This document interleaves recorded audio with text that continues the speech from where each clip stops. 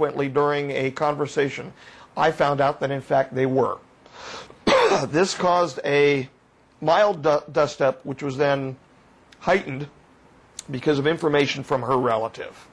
The information from her relative was, in fact, that they were aware that there would be an Islamic attack upon the United States as early, meaning they were aware as early as the mid-1990s, that it would be coming sometime in the new millennium. Well, right on, smack on the beam. That made it worse. I had told him that if he ever lied to me again, I would make him pay a price for it. The simple price was naming him. Okay, but and after that, we've sent. There has been conversation with that particular individual since, and everybody's okay with everybody.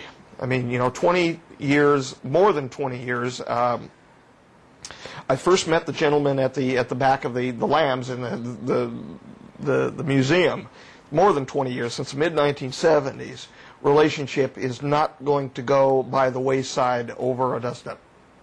Sure, I understand. But the reason I'm alluding to that is that here's a case where I know what you're alluding to. Okay, where you don't know everything about what's happening, and you haven't necessarily been clued in to everything. No, I haven't. And so you are telling me that we don't go both ways in Stargates, and this is what you've been told. Mm-hmm. Okay, and you are telling me that there's only 2 races, maybe a third that's doesn't have 3 races plus us, maybe a 4th.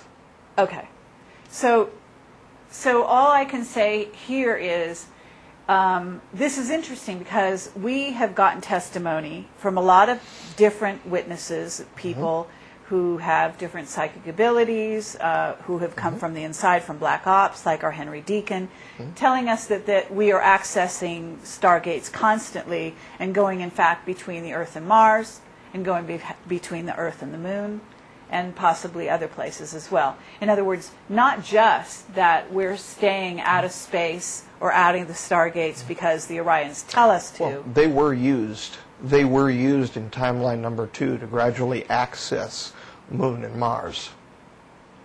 Now, there is a possibility that the information that he has or had has to do with a future timeline. That would make sense to me on that level, but not on the level of, hey, honey, let's take the kids to Olympus Mons today. No, but no. How about if the military is sending equipment back and forth, et cetera, et cetera? Okay. The Orions could trust us so much where they could hand us a cube and we misused it to the state that we misused it, where they then had to inflict a treaty system upon us. Are they running our country? Are they running our world? No. No. They're simply constraining what we're able to do. No.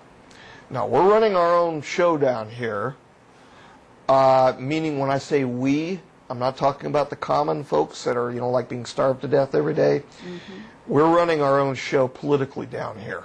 Mm. These statements about, well, these are mind-controlled this or that, automatons working for the ETs and the government. No. These are good-hearted and black-hearted people, both, all fighting each other to run the geopolitical scenario. Mm-hmm. That is an honest, assessment from what I've seen what's going on. But we are constrained as to what we are allowed to do, meaning where we are allowed presently to off-world. I understand. Very nice, very nice. We placed our hands on our hips, and Underdog flew the American flag on the moon, and we showed ourselves so wonderful and all of that over the Soviets. Mm-hmm. But that doesn't mean that we're quite able at this point to go and camp out for too long. Okay, so now you're telling me why we're not theoretically, or we haven't gone back to the moon, at least overtly. We're busy, right? We're busy throwing sticks and stones at each other. And another reason why why we cannot go back there is part of the treaty system allows us to have a certain repository set somewhere on the moon, and that repository is presently there. Okay. And that is in case the T2 timeline should eventuate, or there should be a geological or a global catastrophe of like size. Okay, which And is it's the there- arc, what you've called the arc. Yeah. Okay, which, from what I understand, used to exist here on the planet. Well, in several pieces. Right. Okay, so they took it up to the moon somehow. Yeah, it was It went through assembled the and Stargate? no. That was going to. In fact, they were building equipment up north from here, and they ended up getting it about 3/4 of the way built. I actually told Bill Hamilton about this when we were walking on the Jeep Road out at Frenchman Mountain one night, and he says, "Well, where's it going to go?"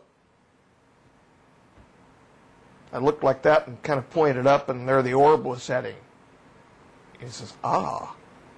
Okay, but you call it an arc. Is this something Well, that's that a nickname people, for it. But it sounds like it's going to save creatures.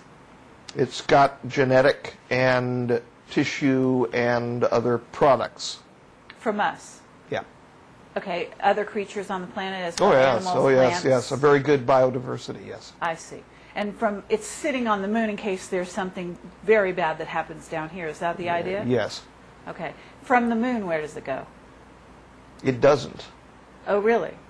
But the moon's not like, the most inhabitable planet. out No, but it's the place that we're allowed to be right now. Okay. Do I sound like I'm weighing my words? Yes, yes. Okay, well, It's I mean, your job to ask the questions.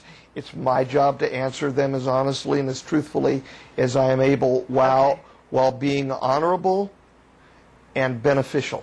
okay. And we do thank you for that. Regardless of what other people think. Well, I mean, There's a huge amount. I know the exact spot that the thing is setting there. All right? Yes. I know what it looks like. I know how many pieces there are. I was involved in looking at and assisting with the biospherics on Right. it. I know exactly where it sets. Mm-hmm. And what happens if I say exactly where it sets and something happens to it? Sure. I can't take that on my back. I understand. Go back to the 50s here for a second. An interesting thing happened. We were talking about the cube and all of that, and the meetings with Eisenhower and the Orions, the delegates. An interesting thing, and I'm just referring to this, of course, because it happens to reference from the intelligence community the appropriate event, albeit it was being said at the time during a different context. This is referencing a hearing of the Senate Select Committee on Intelligence, the nomination of Mike McConnell to be Director of National Intelligence, and this was at 2:30 p.m. Eastern Time on Thursday, February the 1st, 2007. And Mr. McConnell, the Honorable Vice Admiral, said the following, quote, "Senator, some years ago, I think 50s, 60s, there was a battle in the community with regard to authorities for signals intelligence." Of course, signals intelligence communication, and people can read between the lines, I think. "And decisions were taken finally to cause the director of the National Security Agency to have responsibility for signals intelligence, or SIGINT, as we refer to it, with regard to establishing priorities overseeing the technology, ensuring it's conducted in an appropriate way, the training standards are right, and investments are correct, and so on." I got a little report here, which was released on 17th February of 2003. This was actually sent to me by Bill Hamilton, and it was written by a person named Matt Guza. I don't know who the person is, aside from Director IC USUFOIC. And he reports the following. Aquarius background. Aquarius and other information.